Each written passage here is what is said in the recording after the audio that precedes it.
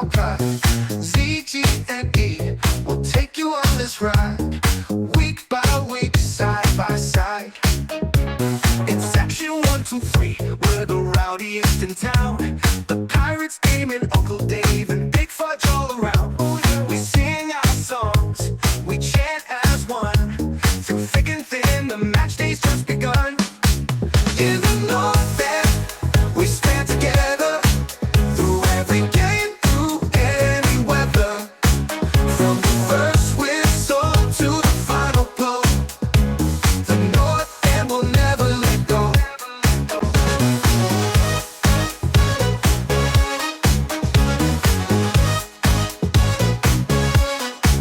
In the lights of Q2, our home, our sacred ground. In green and black, we fight, our voices loud and proud. Trio sees magic, Bakari speed, Stuva saving grace. With every goal we score, the lights turn Verde, it's our place. So knows the mastermind, building our dream. Dan rules everything around me, as he strengthens our team. Let Rodo cook, he's got the perfect recipe. Austin FC, our heart and soul forever will. In the North End, we stand together. Through every game, through any weather. From the first whistle to the final blow, the North End will never let go.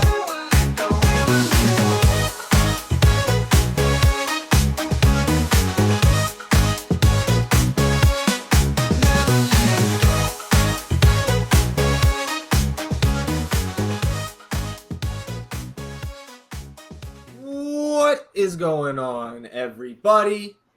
Welcome in to the North End Podcast, episode 183. My name is Zach Graham, your host here in the North End, joined, as always, by my good buddy. He's on record as my best friend. His name is Ian Michaud, and we call him E. He's sitting here Sunday afternoon, victorious, Austin, Texas. At least if you're wearing Verde and black. A lot to talk through here. The season is over, and it is over on a high note. A high note that was not a high note with about 10 minutes remaining in last night's match. So I'm excited to talk through the decision day victory, kind of everything that surrounded that match, the end of the season, and of course a couple other pieces of nonsense and news to touch on. But here we are, morning after the final game of the season, a victory, the first decision day victory in club history. How you feeling, my friend? I'm feeling great, man. What a way to put a little bow on this season and close it out. Like you said there, it was not looking great with with waning moments left in that match there, and it felt like we were going to have to walk out of that somewhat sparse stadium with heads hung, not feeling great about things. But yeah, what an incredible comeback. I still am kind of in disbelief at what happened there. The subs, everything going on. It was an emotional night for sure. You get some send-offs for some guys and just trying to take it all in and everything. And outside of that, I'm feeling great, excited for next season, but just happy that the boys were able to go out with 3 points in quite a dramatic fashion. Yeah. And excited for the process to get to next season too, right? Because this is going to be a busy offseason. It's not just the normal player movement. We've got a lot of space in terms of roster spots and salary cap that we project to be available. New coach coming in at some point. Of course, the draft, re-entry, waivers, all that crazy MLS stuff. We're less than 3 months away from these guys reporting back to training camp. So that'll be here before you know it, but don't want to get too far ahead of ourselves here. But I guess the one thing I did want to say is, like, we were joking, especially after the first goal for Austin early on in that match, that just like, it felt like the winds were in our favor last night. Yeah. Because everything outside of the match too, I think for us was just a great night. First, shout out to Jeff, man, who gave us this, wasn't going to be able to make the game, sent us the rest of his ATX cash. So we were living large last night there in the North End. That was awesome. Got to see a bunch of friends, obviously, like Jose came over, right? Iron Verde, we got our customary picture there. with our good buddy Shay and Stephanie there, of course. Met a couple new friends, right? Yeah. Met Larry. We met Chris at the corner store after the match, right? Yeah. That was awesome. So shout out to everybody that we talked to. We hung out with TJ all night, who sat in one of Fudge's seats right there in front of us. So yeah, it was an awesome time. Just wanted to say that before we get into the actual match here. Yeah, dude, it was great to see everyone there. And like, if you were there last night and you're bought in, it's just awesome. You're our people for sure. And, just getting to meet new folks and everything like that. We absolutely love doing that.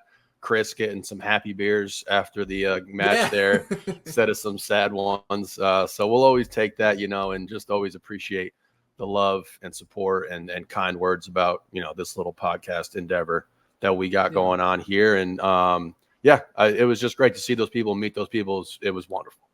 Yeah, and I think you put it perfectly. Like, anybody who's at the stadium last night, that's our people, right? Because like we talked about, there was so many other things that you could have been doing in Austin last night. And even if there weren't, the game was, again, for all intents and purposes, meaningless, not playing for anything this season. Mm-hmm.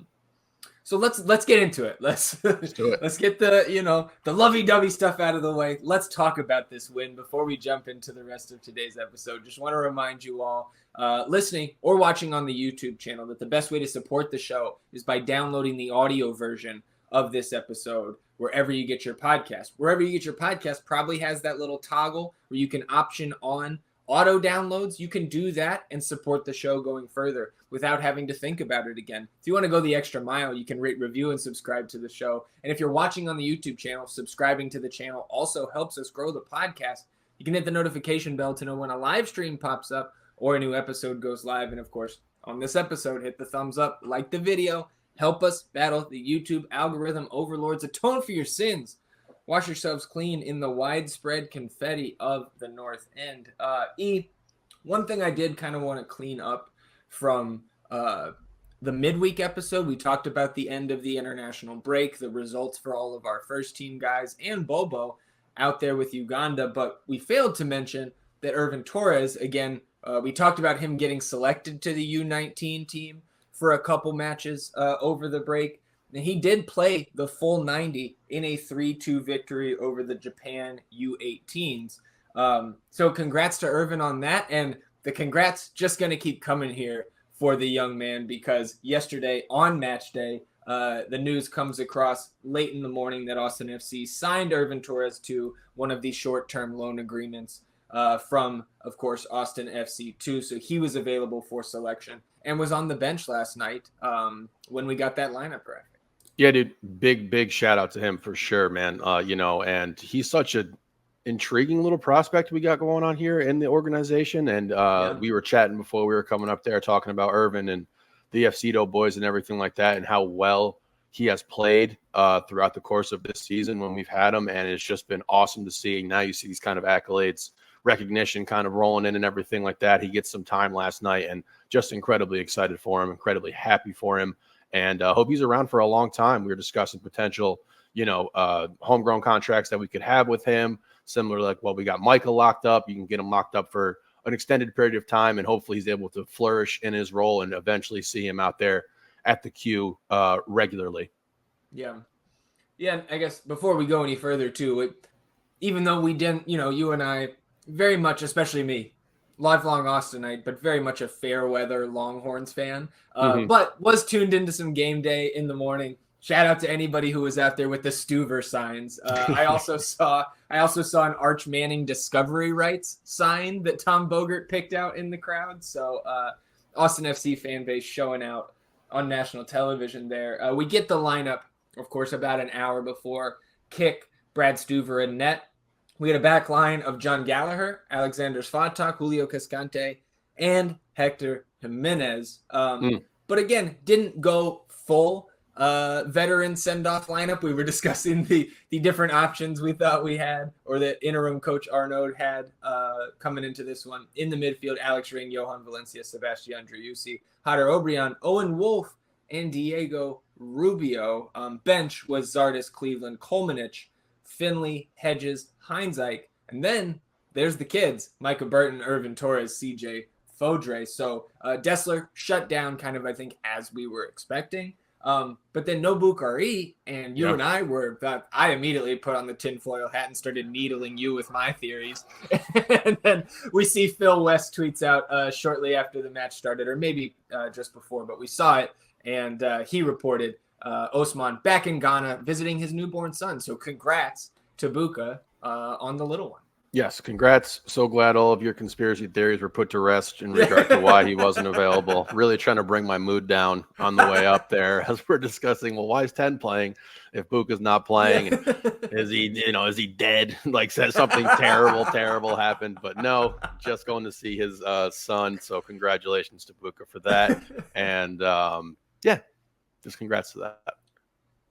So on this lineup, right? I mean, I think the biggest surprise to me, especially after, like, if we would have just seen Irvin pop up there, obviously that can't happen without the first team deal, but knowing that was coming, I think seeing Owen get the start on the wing was probably the most eye-opening piece of this starting 11 for me. And I know you immediately joked when we were driving up there, and you were like, what, did Davey adopt him or something? How is this kid starting? Got the paternity test after Josh left. Any other thoughts on how this lineup shook out?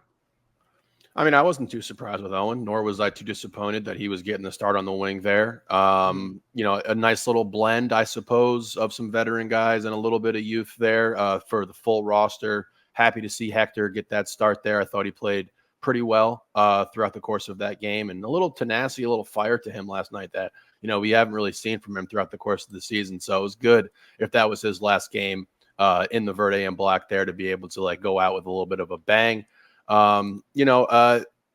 Really, I wasn't too surprised with this lineup. I thought maybe you get CJ to start and Owen there if I'm going to do some sort of critique to look at this a little deeper, but I thought the lineup was totally fine. Well, I think it was probably closest. Again, we were not, of course, armed with the knowledge that Osman would be out of the country for this one. So if you had that on Wednesday, one of those lineups probably, again, that like full strength lineup was probably pretty close to this one. But anyways, it certainly wasn't the craziest lineup we could have seen given the low stakes for Austin last night. Absolutely. But this one gets started, and eventful start before a little bit of a lull there throughout the rest of the first half. 3rd minute, you get a yellow card to Julio Cascante, kicking Rafael Navajo on a counter chance down that right side near midfield. And seeing it live, I thought he probably did get him if the card came out that early, and you see it on the replay this morning. Absolutely a yellow. Definitely got him. I was confused with his timing on this ball here. I think if he had just slid and, like, gone initially with the slide, he would have got it very cleanly, but he pulls up a little bit, clips Navajo, and I think that was probably a yellow card, given where the ball was, the play progressing for Colorado, and Julio being one of the last defenders there in that situation. I think it's yellow. 5th minute. Mihailovic and Driussi collide near midfield, and I did not certainly did not hear this when it was live in the stadium, but on the replay, man, you can hear what I thought on the replay this morning was like, oh, he just broke his ankle, because there is a crack when these guys collide. Austin continues on. They've got possession. Seba gets it out to Obrian, who slides it on for Jimenez, entering the 18-yard box on the right, puts in a low cross towards the feet of Diego, and Diego kind of expertly, like, drags his feet, a little bit of that dark magic, allows Connor Ronan to kick through him to draw the penalty. So I think correctly given here. But then Mihailovic is stretchered off as we wait for the penalty to be attempted. Calvin Harris comes on for him. And ultimately, Mihailovic returns to the bench after being stretchered off, and they reported it as a sprained ankle. Again, it has no bearing on us as Austin FC fans, but I want to keep my eye on that because I feel like that looked and sounded much worse than just a sprain. I agree. And you definitely don't want to see that for such a young, nice talent in this league. Colorado we really hurt them last night. It was nice to play spoiler because we knocked them down. They have this injury and everything. They lose in this heartbreaking fashion. And, like, that's kind of what we wanted to do. We wanted to play spoiler here. We weren't playing for anything outside of pride and everything, but it's always nice to knock a team like Colorado off like that and just send them down the rankings a little bit. If the foul on Julio is a foul, this is a foul. So it's a PK, rightfully awarded. Well done by Diego. Nice progressive play up the right side there by Hector, who I thought was getting himself into the action pretty consistently last night, and I thought that he did really well with that task. Yeah.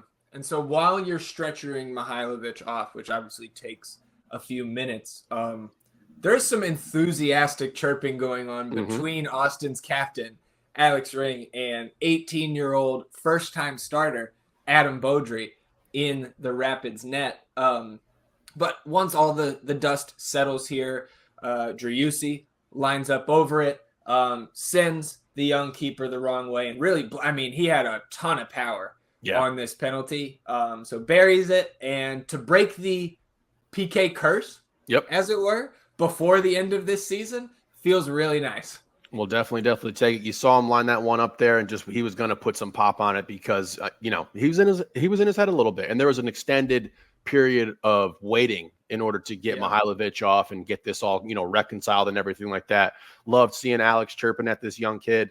I'm trying to come up with good insults, but he's 18, so nothing I'm saying is really too applicable to him. I think he said, "Buy me a beer." Oh yeah. But a great strike by 10 here, and just really happy that he was able to get this as we move into the 2025 season, because that had been where he had been perfect for such a long period of time, and then we had that slight lull. What, he missed two in a row there. So I'm very, very happy that he got this goal. We throw the confetti when Austin scores goals there in the North End, and I think that the spread of this confetti on the first goal was the farthest reaching, maybe by a long shot. Yeah, in the 4 years we've been there. Definitely broke records.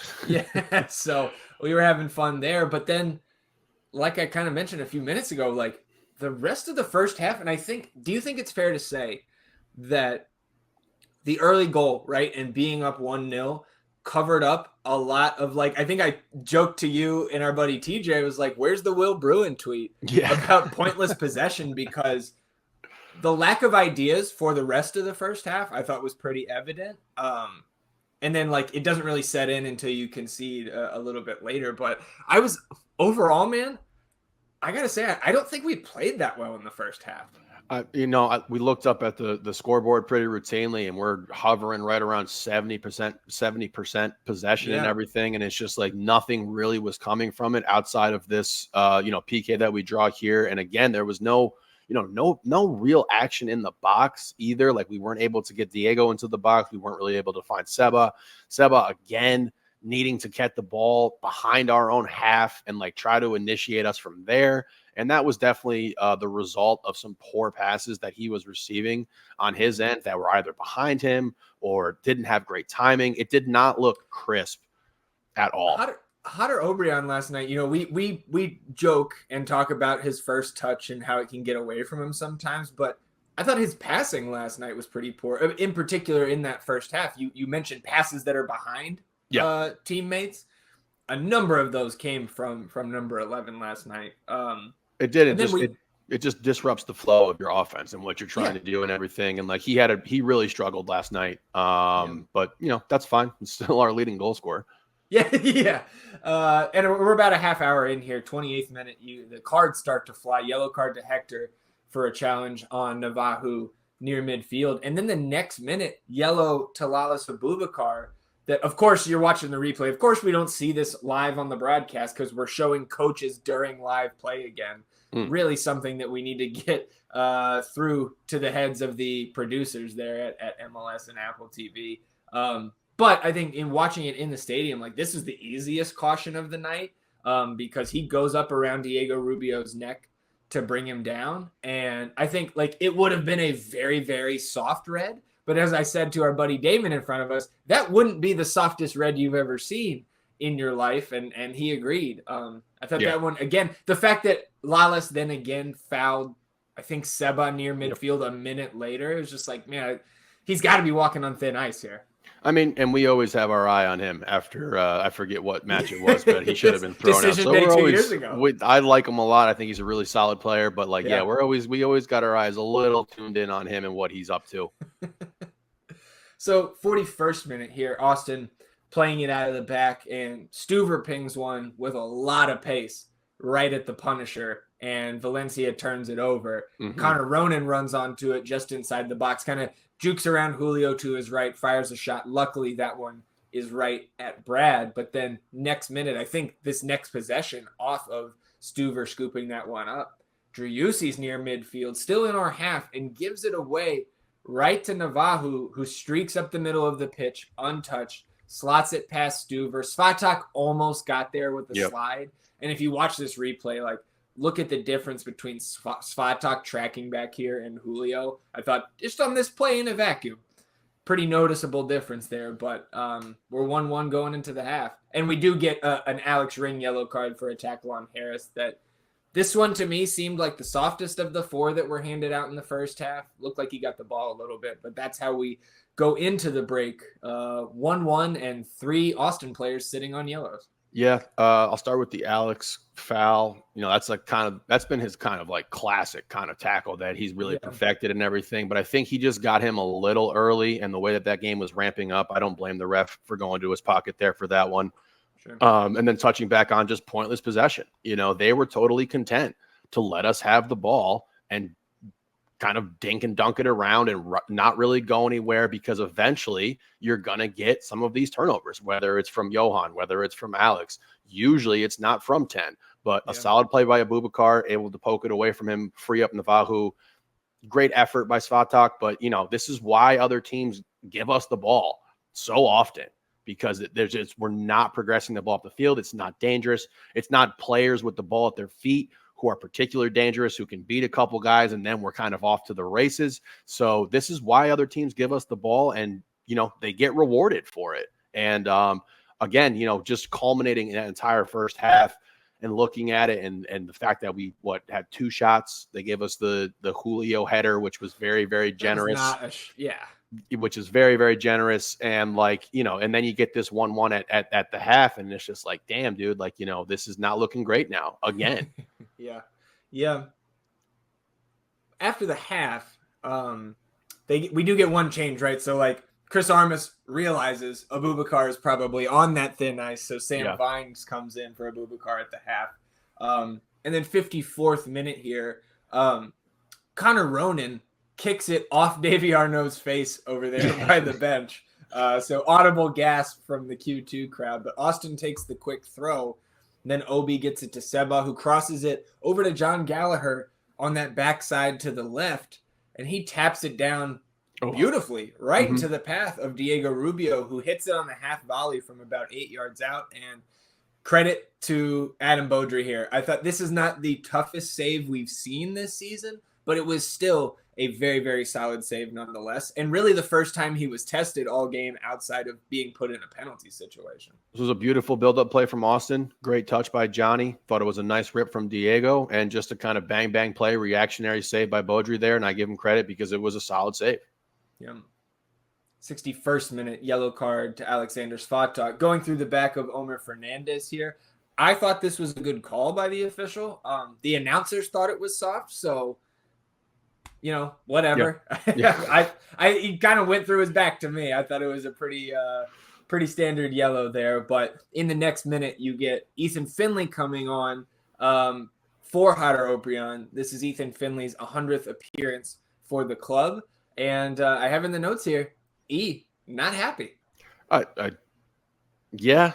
Put you on the spot here, man. I mean, look, man, he gets his 100th cap here. Like, I understand that. I'm assuming that went into the decision to put him in this game, but like it should have been CJ. I just like, I get it. And I know, like, you know, these things are nice. They're ceremonious and everything. Like, you get guys, but like not everybody, not everyone gets that kind of walk off, you know, like it's the famous Draymond Green to Paul Pierce quote, you know, you're not Kobe. They don't love you like that. Like, so it's just like, I love Finley, but like, I just didn't think that he deserved to be in there. And up until he scores a goal, I thought he was really bad.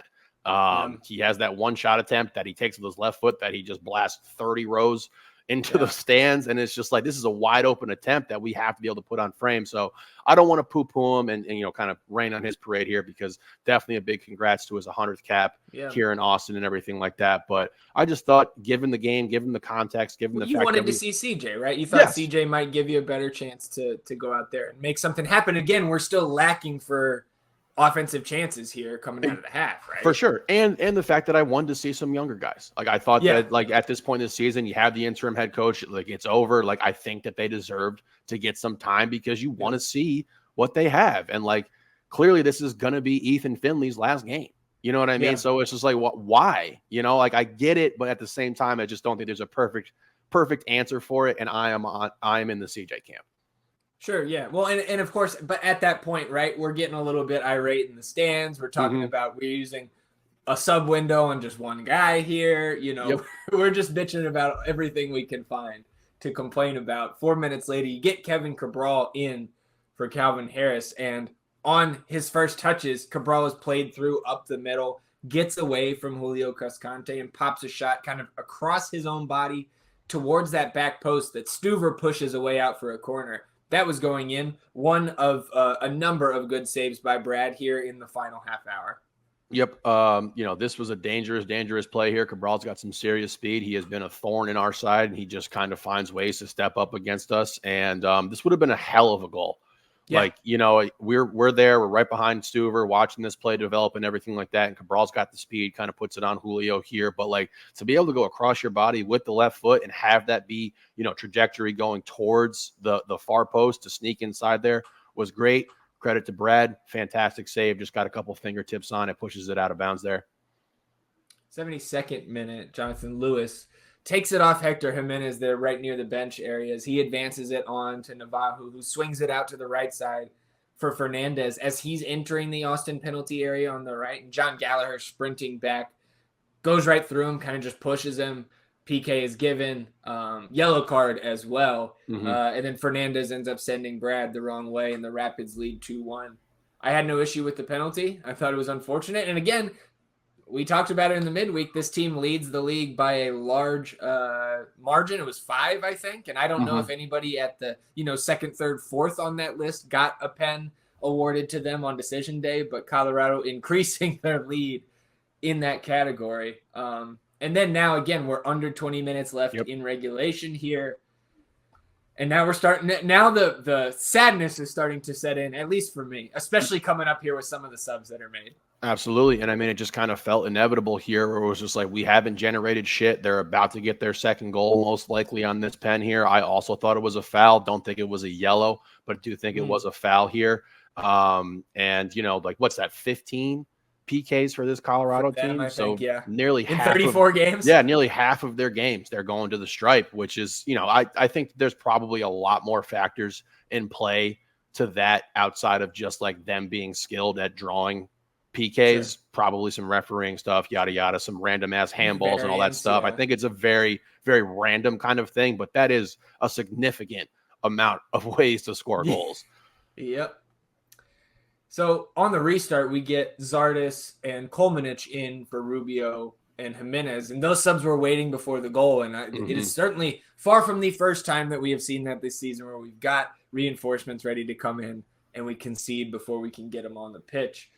79th minute here. Zardes flicks on a long ball towards the Colorado penalty area. You mentioned this earlier. Sam Vines is on it, but a little loose with the juice, and Ethan Finley takes it off him, cuts inside, has a pretty nice look at net here, and sends it, 12 yards wide left of the target. Like you said earlier, and I actually have in the notes here, you got to be better, so says E. And the play goes the other way off the goal kick. Lewis gets past Fatak.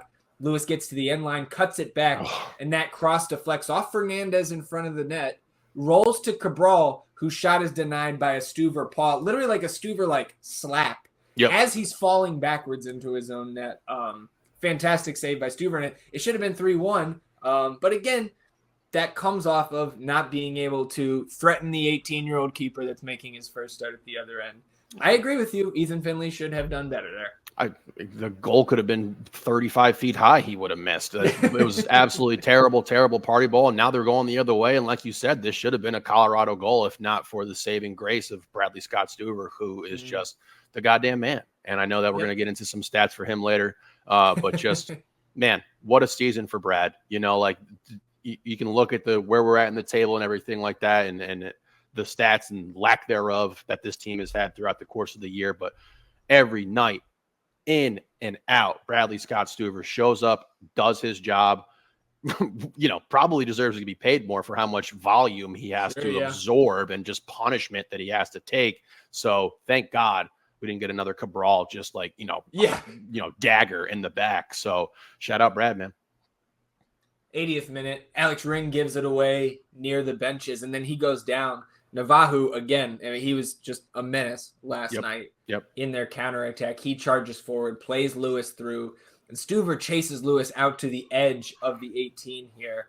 Pass drops to Fernandez. He lofts it to Navajo, and he taps it in. But the flag goes up because he's past the second to last defender. So even with Brad out of there, still just, I mean, and this was very, very close on the replay, but ruled offside, and Austin stays alive. Yes, and shout out to our buddy Mason there, and him talking about that offsides call and everything, and it kind of taught me. So, like, I had forgotten all about that. I was like, how is Julio not keeping him on sides there? He's standing on the fucking goal line. But a fortunate call, and I mean, it just a game of inches here, and we got away with one, and still, even you get that, and it should have been a goal, but still, it's just like, where are we going to find some offense from? And then you look down the bench, and it's just like, well, there's no real offense there, but then it came in, and there was some offense in there. 83rd minute, you get Heinzike for Julio, and then Irvin Torres makes his MLS debut on for Alex Ring, who, we think is likely stepping off the pitch here at Q2 for the final time. So give our captain a standing O. And again, like I mentioned earlier, this is where my sadness really started to set in, watching our first ever captain, probably make his exit. But Irvin Torres, right? Austin FC 2.0, second youngest player to play for Austin FC, I believe by 44 days behind Owen Wolf there. And look, man, Irvin, I don't think has like too much to do individually with the goals that come here, but the moment was certainly not too big for him. Correct. I thought he held his own, more than held his own in his 10 plus minutes that he was out there. And I'm excited, like you mentioned earlier, like I do think we get an Irvin Torres homegrown deal this offseason. I think all signs are pointing towards that. I agree. And we did not put him in a really great spot here. It's 1-1. We're frantically trying to find a way to score a goal. We're, on our last leg on the defensive side of the ball, and he comes in for a legend. He comes in for an Austin FC legend, and it was definitely emotional and sad to see Cap kind of walk off the field there and, try to read into too much, like what his body language looks like, what his face is looking like and everything. But, I was just standing up, giving him the ovation that I think he deserves. And if that was his last game here in Austin, what a way to go out, after this game, we finally get the end result here and everything like that. And, kind of a classic Alex Ring game. You get the yellow card, you get some shit talking. 87th minute here. Darren Yappy and Kamani Stewart-Baines come in for Omer Fernandez and Jonathan Lewis. And E goes to the bathroom, which is important because in the first minute of stoppage time, there's 6 minutes given here. Jean Kolmanich whips in a hopeful ball from about 35 yards out, but that Colorado line is pushed up towards the edge of the penalty area, and Finley slips in behind, splits two defenders, heads it home to tie the match. and I turn around and look up. You've done the ZG move. You're upset. You go watch the last couple minutes from upstairs. And I told you, keep your ass up there. So I know you tried to sneak down, but I made you sit 2 rows behind. I can't bring it back to where we were. I accept my punishment. Yeah, dude, I'm in the bathroom and just like I hear, "Rah!" and I'm like, no fucking way did we just get a goal, walk out, and we're celebrating. The lights are going off and everything. So sorry I missed it, but I'll accept my punishment. Yeah, you and Damon. Damon's got punishment too because Damon takes it to another level. Damon walked out of the stadium and left. So he missed the entire. I think the rule now is, and you and any of the other North End listeners can feel free to chime in on this. I feel like Damon has to be banished until we get scored on again at Q2. Like, I think that's how this works. I'm not sure of the science, but that's my hypothesis. Yeah, that'd be something in it. Yeah. So 3rd minute of stoppage here. So very quick turnaround. Ethan Finley grabs that ball and then out of the net, sprints back to midfield. We got work to do still. And again, 2 minutes later, Seba plays Kolmanich through down that left side. He gets to the end line and puts in a cross. And man, the more I watch this, the more impressed I am with BHI. Heinzike beats Maxu to this ball. That's their best defender on that back line. Heads it home down into the ground, past Beaudry for the lead. What a finish, man. What an incredible finish. And I don't want to, move forward without giving Kolmanich his props here, his flowers. The first ball to Finley is beautiful. Yeah. The amount of loft that he put on there, just like to be able to get that into space and right where it needed to be. And then another excellent ball driven in by him here to get him his 2nd assist of the night. BHI just wanting it more than Maxu in this situation, just having the desire to score a goal more than the guy wants to defend. So definitely just incredible. I'm standing up on seats at this point, and I'm just like, what is going on? What is happening? The party was on for sure. So Colorado not giving up, though. So in the final minute of stoppage, Darren Yappy, who's a big boy, puts a ball across the face of net from the left, and it's kind of hanging out, spinning near that goal line, and Kolmanich slides in, clears it off the line. Rapids stay in possession, though. They put a ball back in. That service is snagged by Stuver.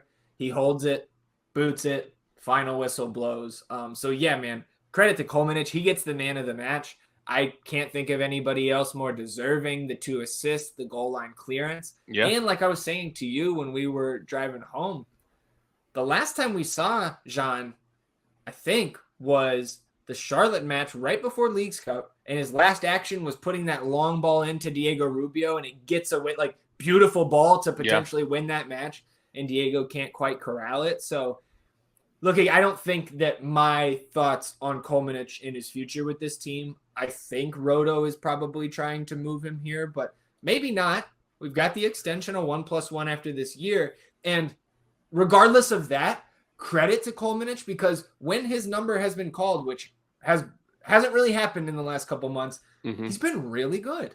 I definitely want to double stamp that as well and give him his props for staying ready. And like whenever he came in, like these matches that you brought up here last night, as well as that Charlotte game, he did his job. And we know the limitations that he has, but like to be able to go in there and do the task that you've been tasked with is a very important factor in being a professional athlete. And I thought that he has answered the call each and every time. So a huge, huge shout out to him for sure. 68% possession for Austin FC. 16 shots to 10, though, in favor of the home team. 7 shots on target to 5, though, in favor of Colorado. Austin created 4 big chances on FOTMob's model. Only missed 1 of those big chances. 11 of the 16 Austin shots came from inside of the box. They had the advantage on corner kicks, 5-3.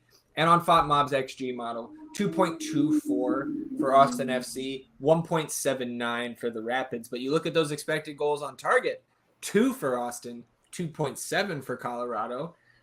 And that kind of matches up with how I saw that match last night. That's the Bradley Scott Stuver effect right there, brother. And I shit on this Colorado team for the majority of the season. I didn't think that they were very good, and I think that I was proven right last night. This is sure. Well, this is missing Mihailovic that's for significant. Sure. We're missing Buka. Like we're not you're that, right. You're right. We're missing not Dessler, that good in the first place. And like they're a team who had a lot to play for last night. Yeah. And to collapse like this and to give up 2 goals in the waning moments of this game is I was right. I'm just gonna say.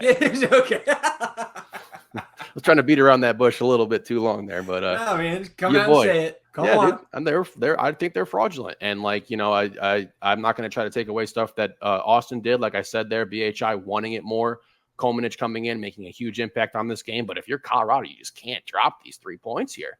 That's huge for them. You got to go on the road now in the playoffs. You don't get home games. You go on the road and you're locked in now to, if you drop to that 7, it was going to be one of the LA teams. And the drama there, LAFC snatches the 1 seed in the 11th minute of stoppage off of a Houston game winner against the Galaxy. So LAFC steal the 1 seed there. Galaxy will play the Rapids. Well, and you want to, all right, you're going to say you're right. Let's be, I'm right podcast here. Seastradamus 3-2. Yeah. Okay. And shout out to Buddy. I couldn't really tell in my delirium after that. After the match, a couple buddies are walking up the other side of section 123 and shouted over at me, "Yo, Zach, 3-2, baby." And I was like, oh, you're right. I did call that correctly. So for today, we're the I'm Right podcast. 42 points would be a 9 seed in the East. So if you're in the weaker conference there, you would be in. Unfortunate, that's not how that's not how the cookie crumbled here for us. Again, we mentioned, right, record-setting 9 seed point total there in the Western Conference, but our 42 points, 3 more points than last season. And for our historical numbers, 100-year war, I like having more points year over year. And Austin FC finishes 1 point above those losers up there in Frisco.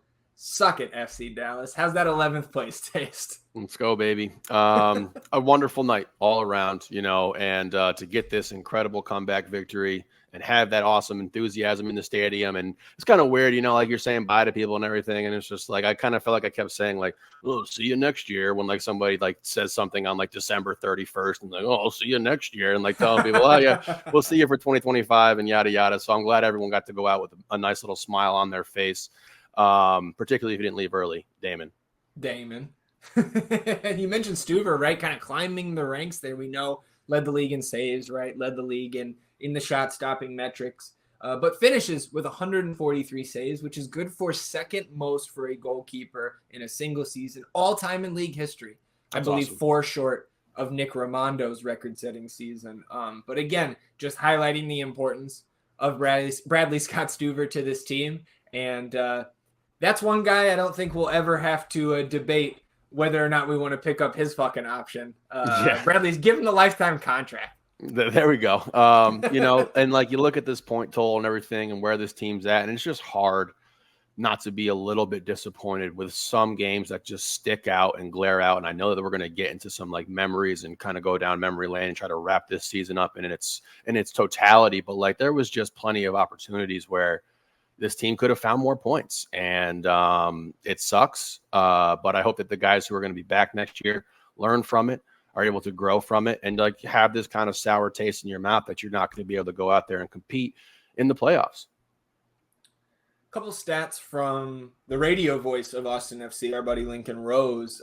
First decision day victory in club history.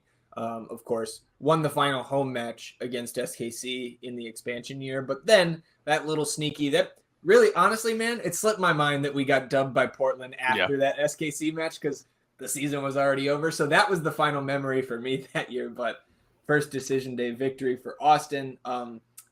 11th and 12th goals this season after the 80th minute, the second and third last night. So 30% of Austin's goals this season came after the 80th minute. And the 4th and 5th after the 90th minute there last night. And Lincoln also said third match this season to score 3+ goals. And all 3 of those were come from behind wins.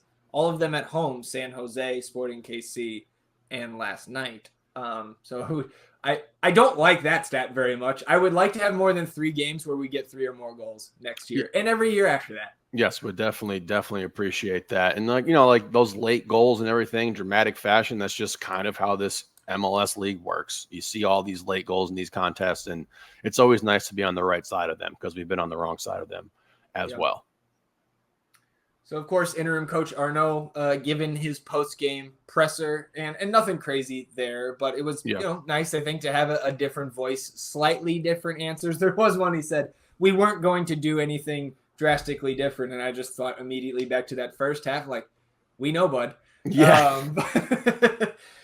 He also said, I'm super proud of the performance and the response of the guys. They showed real character. They showed heart, as they've shown all year.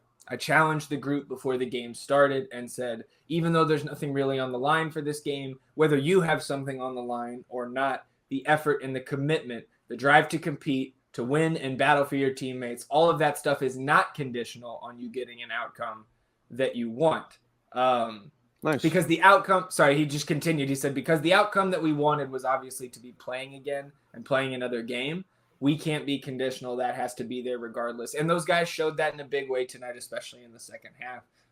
And jokes aside, 100% agree. Credit to the players, credit to the coaching staff, because they had it in those guys to not give up. And especially the subs that came on that were getting their first chance in a while. They made it count. Yeah, that's a great point there with the subs. You come in 1-1 like that, and like Komanich, BHI, those guys wanting it more, like we talked about, being able to find some goals, find ways to score. Awesome. So well said by Davey there. Anything else for you on this match? Before we we were talking last night, right, about the season as a whole, and while it was far from something that you would deem as a good season, that as we kind of talked through it when we were walking up to the stadium, it was like, even in a bad season, we made a number of good memories that will stick with us throughout our fandom, right, going forward. But anything else for you on this particular match? No, sir. So, I mean, obviously last night, right, crazy comeback, but I think the San Jose comeback earlier in the year for me was maybe the number one moment of the season for me in terms of the highs, right? Both Houston wins and the way they won, the Rigoni involvements in those goals, especially the one I was saying to you, like, some of our memories will be more like widespread, right? Just like being in the stadium for the San Jose comeback. But then road Houston, it was you and I watching. Usually we watch with a number of friends or anything, but whatever the circumstances were that weekend, you and I were watching together alone and like in silence, and then Rigoni scores the winner, and I'll always remember screaming in your face. Like, what the fuck? Rigoni? Oh, man. But yeah, I mean, I know you have a couple on your mind too. So just talking through this again, like kind of just kind of decompressing from the season ending here. Yeah, I mean, like highlights, definitely the Monterrey win, and just that feeling of being like, oh shit, are we really good? Are we like, good now? Are we really good now? You got the new guys into the fold there and everything, and things were kind of looking up. You saw somewhat of a pathway to getting to the playoffs there. Then you follow that up with a solid performance versus LAFC, and then a Nashville win on the road. And it was just like, okay, like things are starting to really, really build here. Obviously that did not last. Some low lights. I just will never forget the first half of the first game of the season versus Minnesota and looking like a JV team. Yeah. And just being completely disinterested, having no direction, not knowing what to do with the ball, looking like the team that just didn't want to be there. And it was the first game of the season. And the way that they lost that game is one of those games that just sticks out to me. Or it was like, that's a 6-point swing versus a Minnesota team who now you see that they snuck in, right? They're in there. Oh yeah. They 6 seed, 52 points. So like, that was a huge game. And like I'll just never forget that moment. Won't forget the Pompeo deflection goal coming off, I believe, Finley, that just Finley's inner thigh. Yep, dropped us 2 points there, which really, really fucking hurt. LAFC game, dominating At that home, team. right? Yep, dominating that team, and then them only having one shot on target, and it's a Kai Kamara header, who we said we wouldn't have wanted. On the last touch of the game, basically. Yep. Who said we said we wouldn't have wanted them in the offseason, and no, we're with our two strikers who are aging and everything like that. Yeah. And he's what, 7 years older than those guys, and still more athletic. Yeah. The Galaxy home win, which we weren't there for, but we're at, a bachelor party on the beach and being able to just like have the most incredible vibes, because we definitely thought that our day was going to be, dragged down a little bit there with a noon start. Yeah, noon start, and we start the day just off with the greatest fucking day ever, like getting this awesome victory versus LA there. So, it's just been a long winding season. And I know, and I imagine that a lot of people have other moments that are more special to them and everything like that. But like in any season, you're able to take away things from all kinds of different games that can either like really be a standout kind of core memory for you, like you screaming in my face about the Rigoni goal, the Rigoni departure, like finally being rid of him and like that type of feeling as well. And like finally we got out of that. So like there's just a ton of stuff, swirling around in the old brain up here. But it was quite a season. I don't want to say it was forgettable. It was definitely not overly enjoyable. But I'm happy to see those guys go out with 3 points.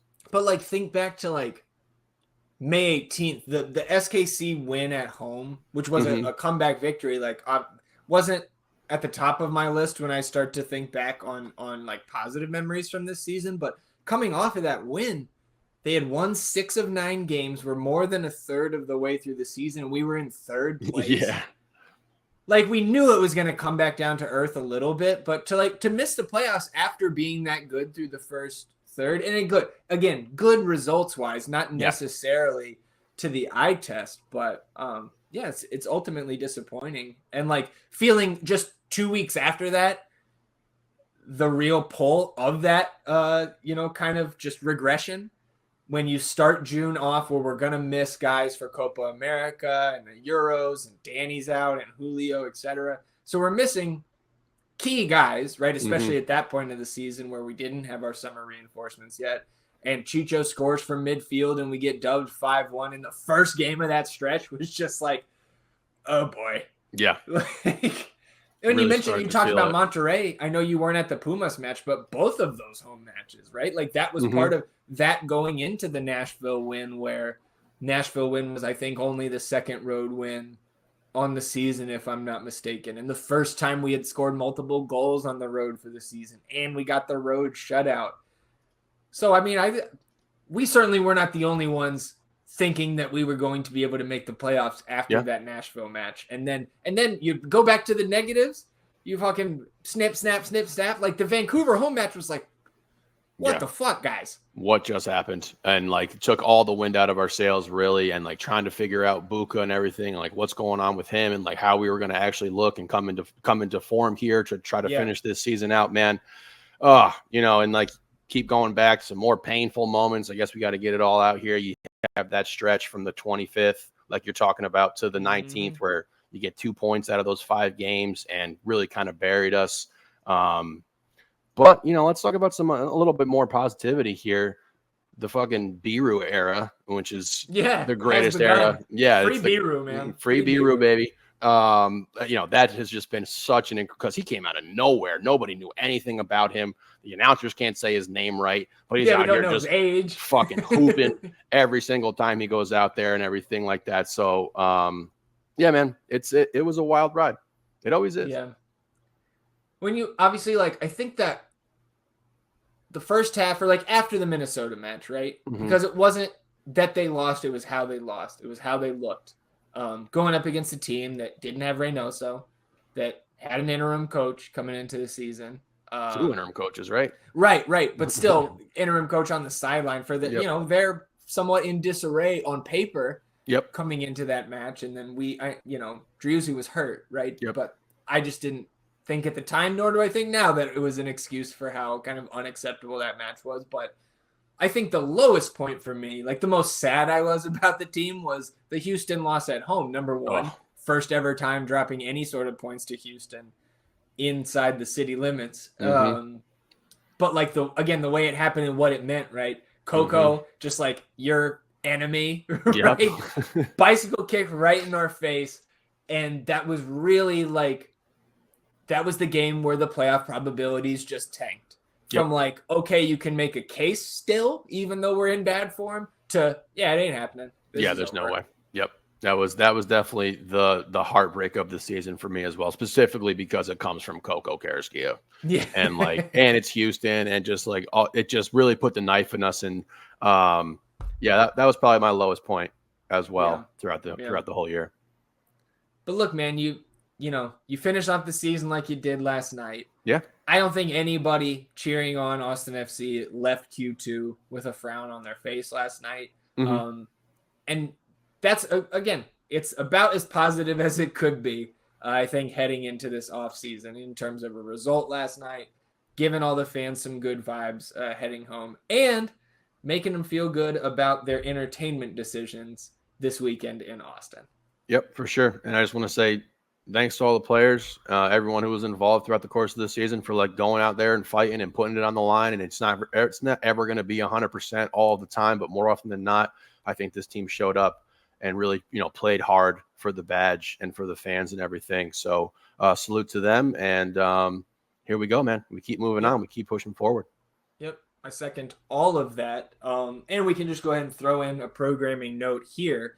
If you're new to the North End this season, in the off season, we go to 1 episode a week. So we will be back next Sunday. Not done here on today's episode quite yet, but just wanted to get that out there, right? We're getting into the off season mode. We get a little bit of hibernation here, especially like not hibernation, but we take a load off a little bit. We'll pop up with some live streams here in the off season, right? Big signings, coach hiring, of course, we'll be around for that. Live, super draft, right? Which honestly, we can deal with this next Sunday, but we need to go see where we fall in the draft order. Schedule release, all that stuff. Less than 3 months till training camp, so just a little bit of a shift in the schedule. Anything else for you, E, on decision day before we move on? No, sir. All right, real quick, let's head over to Louisville. Wow. The best keeper in the I guess it wasn't actually, we're not heading to Louisville. We were heading down south to San Antonio last night, where San Antonio FC was hosting the regular season USL champions. I believe Louisville last weekend clinched the shield there in USL, celebrated at their home park. But out there on the road in San Antonio last night, Louisville City gets a 1-1 draw. Damien did get the start, played the full 90, had 3 saves, but conceded that 1 goal in the 61st minute after Louisville had taken the lead in first half stoppage time. We did get Sofiane Jafal coming off the bench at halftime for San Antonio, so we had a little Jafal versus Damien loss in the second half there down in San Antonio, but 73 points now from their 33 matches played. 1 more to go next weekend in the regular season before Damien and Louisville City try to make it the double, win the regular season, win the USL playoffs. So obviously we'll be keeping up with Louisville throughout their postseason run.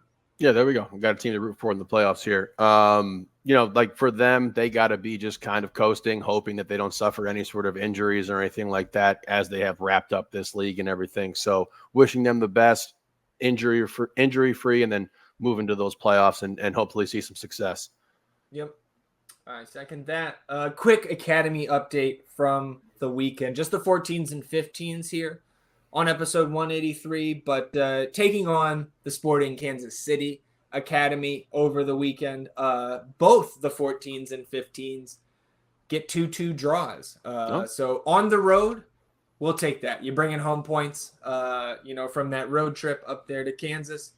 We'll take it. Keep rolling, boys. Absolutely. All right, we'll close it out with a little bit of the nonsense here, E. First, let's pat ourselves on the back. Let's start with our good news here because we talked about the bets in the midweek, how we were on the cusp of a positive betting season in MLS, and that we weren't going to take it easy, right? You bet less than 10 units yesterday. We would have guaranteed it, but fuck that. 16 units in play, and E, you end up plus 5.14 units on decision day.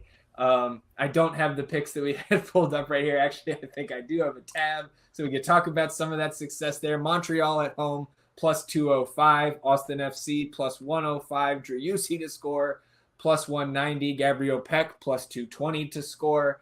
And I believe all four of our – no, Ricky Pooch did not hit, but 3 of our 4 to score or give assist bets hit as well. Emil Forsberg, Evander, and Ryan Gauld. So plus 5.14 units in our decision day bets, plus 15.11 on the season. And that is like a 30 unit improvement year over year. So we will take it. And, maybe we'll sprinkle some in the playoffs here. We'll see. But we're rounding that number off, plus 15.11 on the season. Hey, the I'm Right podcast, baby. Yeah, there you go.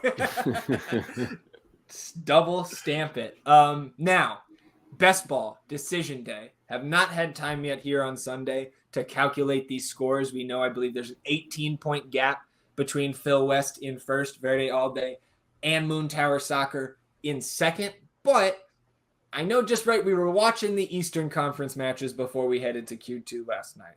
And the big story was Inter Miami setting the points record, coming back from 2 goals down. 6 unanswered goals.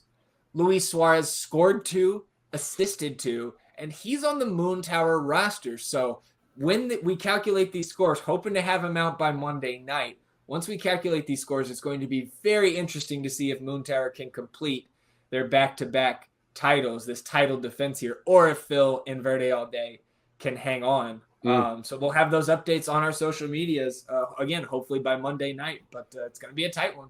Indeed. As long as we don't get the spoon, that's all I care about. Yeah, no, I know I did some loose calculations on our guys last night when we got home. We have enough points. We have secured, marked safe from the spoon this year. So, we had the second place finish last year, second bottom this year, and we're hoping to get our first title next year. There's talks, league sources telling us, there's talks about expansion, maybe pro rel, depending on how much you expand. We'll see, but the Verde Best Ball League will keep on keeping on. Hell yeah. Alrighty, anything else for you before we shut it down here on episode 183? Nope. Everyone enjoy their off season. We'll be back ready to roll next year. Yeah. Well, don't go too far. You come back here next Sunday for another edition of the North End podcast. We appreciate you all tuning in and sticking with us here on episode 183. Plenty of fun stuff, both of the nonsense variety and the actual news pertinent to the team coming up throughout this offseason. So we will be back next Sunday talking about everything that happens in the Austin FC universe between now and then. Enjoy your week, everybody. We will do the same, and we'll see you back here next week. Until then, he's E, and I'm Zach. Vamos Austin FC, everybody. Victory motherfucking song.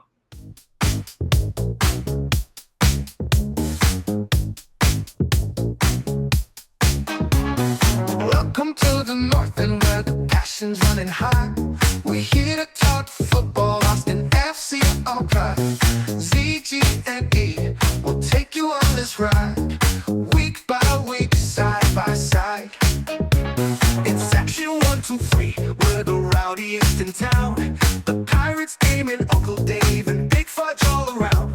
We sing our songs, we chant as one. Through thick and thin, the match day's just begun. In the North End, we stand together. Through every game, through any weather. From the first whistle to the final blow, the North End will never let go.